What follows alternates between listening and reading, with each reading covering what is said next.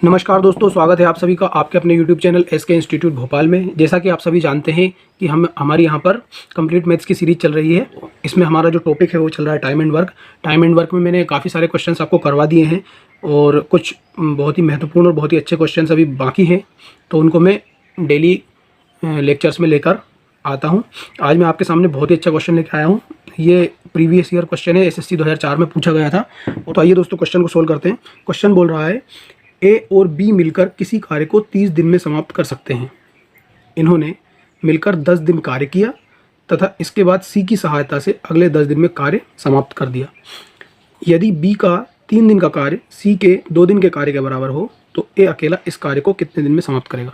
अब दोस्तों ये क्वेश्चन बहुत ही इंटरेस्टिंग और बहुत ही अच्छा क्वेश्चन है और थोड़ा सा लेंदी क्वेश्चन है। इसी तरह क्वेश्चन थोड़े सीरियल में आते हैं, तो थोड़ा लेवल का क्वेश्चन है। इसमें 2 से 3 कंसेप्ट हैं आपके। एक तो मैंने जो आपको कंसेप्ट बताया है एफिशिएंसी और टोटल वर्क वाला कंसेप्ट, वो भी लगेगा इस क्वेश्चन में।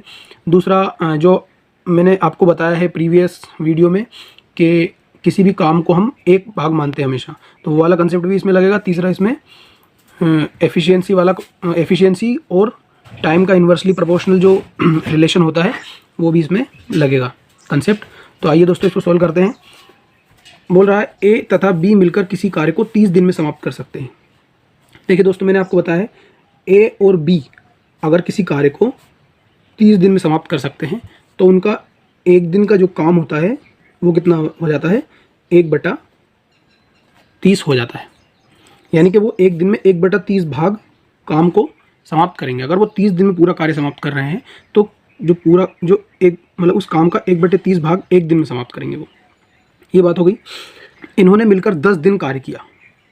इन्होंने कितने दिन काम किया? 10 दिन काम किया। अब जब एक दिन में 1/30 भाग अगर ये समाप्त कर रहे हैं तो 10 दिन में कितना करेंगे? 10/30 भाग, यानी कि 1/3 भाग समाप्त कर लेंगे ये। अब आपको मैंने बताया था प्रीवियस वीडियो में कि जो काम होता है, टोटल काम होता है, उसको हम हमेशा एक भाग काम मानते हैं, यानी कि कंप्लीट एक मानते हैं उसको, 100% काम मानते हैं, एक भाग काम मानते हैं। अब हमारे पास 1/3 भाग A और B ने 30 दिन में समाप्त कर लिया, तो बचा कितना? हमारे पास कार्य जो बचेगा वो 1 - 1/3 ही तो बचेगा। जब हमारे पास एक भाग कार्य हमें कंप्लीट करना है, लेकिन 1/3 A और B ने शुरू के 10 दिन में ख़त्म कर दिया है ना। एक दिन का काम इतना, A और B ने 10 दिन में 1/3 भाग समाप्त कर दिया, तो बचा कितना काम? 2/3 भाग। अब बोल रहा है क्वेश्चन में, तथा इसके बाद C की सहायता से अगले 10 दिन में कार्य समाप्त कर दिया। मतलब ये जो 2/3 भाग बचा था, इसको A, B और C तीनों ने मिलकर किया है। ठीक है, A, B और C तीनों ने मिलकर किया। कितने दिन में कितना भाग किया? 2/3 भाग किया। और कितने दिन में किया? अगले 10 दिन में समाप्त कर दिया। अब जब इन्होंने A, B, C ने तीनों ने 2/3 भाग 10 दिन में समाप्त किया, तो ये एक भाग कितने दिन में समाप्त करेंगे? एक भाग करेंगे, क्रॉस मल्टीप्लाई कर देंगे यहाँ से, 10 × 3/2, 30/2 15 हो जाएगा ये। मतलब कि A, B, C तीनों मिलकर ये जो कार्य दिया है इसको कितने दिन में समाप्त कर सकते हैं? 15 दिन में समाप्त कर सकते हैं। जबकि A और B मिलकर इस कार्य को कितने दिन में समाप्त कर सकते हैं? 30 दिन में कर सकते हैं। तो दोस्तों मैंने आपको शुरू में एफिशिएंसी और टोटल वर्क वाला फंडा बताया है। A + B कितने दिन में करते हैं? 30 दिन में। और A, B और C मिलकर कितने दिन में करते हैं? 15 दिन में। यहाँ से हम टोटल वर्क निकालेंगे, 15 दूनी मतलब 30 ही हो जाएगा। तो A और B की एफिशिएंसी 1 हो जाएगी और A, B और C की एफिशिएंसी 2 हो जाएगी।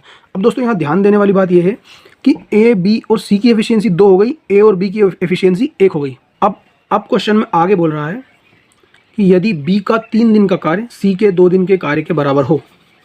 अब मैंने आपको दोस्तों बताया था B और C में अगर कार्य का अनुपात 2 अनुपात, यदि B का 3 दिन का कार्य,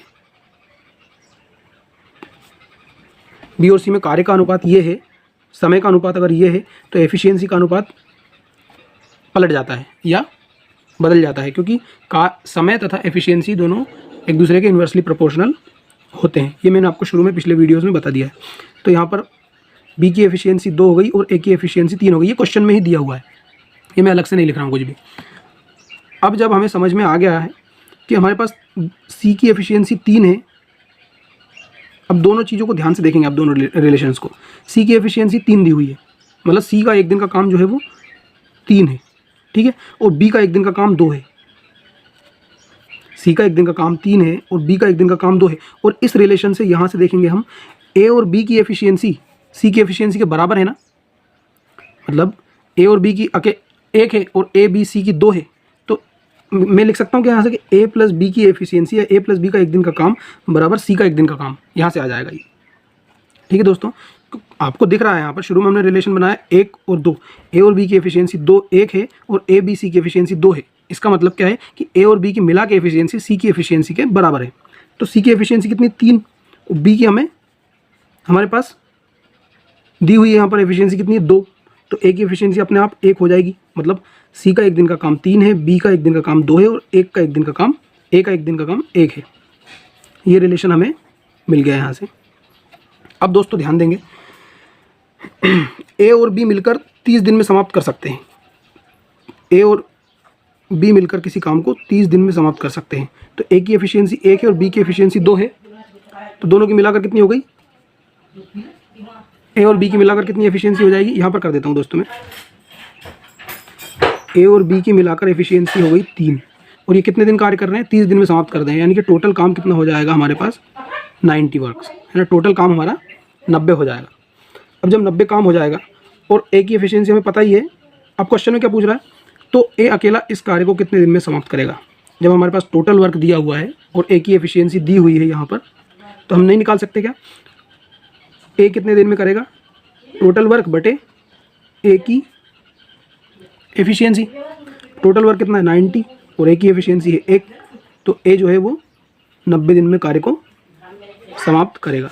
तो दोस्तों इस तरह से इस क्वेश्चन में अभी तक मैंने जो भी 2 से 4 कंसेप्ट आपको बताए थे टाइम एंड वर्क में, सारे के सारे अप्लाई हो रहे हैं।